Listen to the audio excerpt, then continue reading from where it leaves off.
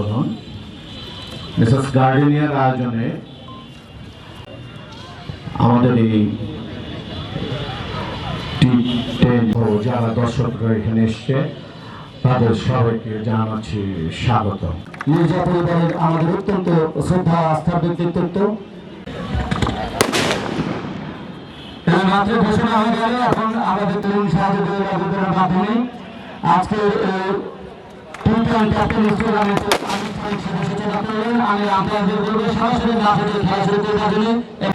এ ধরনের একটি আয়োজন নিঃসন্দেহে অত্যন্ত প্রশংসনীয়, যা আমাদের এই ঠাকুরগাঁয়ের যুবক এবং কিশোরদেরকে খেলার মাঠে আসতে উদ্বুদ্ধ করবে।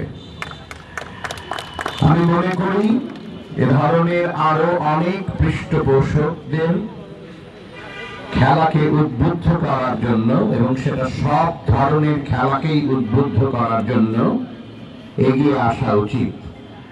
আমার ইচ্ছা হচ্ছে যেসব ছেলেমেয়ে সারাদিন মোবাইল নেবে গেম খেলে বা বাসায় থাকে, এদেরকে আমরা দিনের বেলা আসলে পাই না।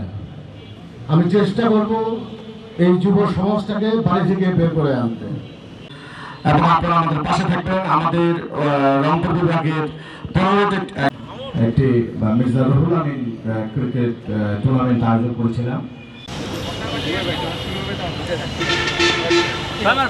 চমৎকার একটা খেলা।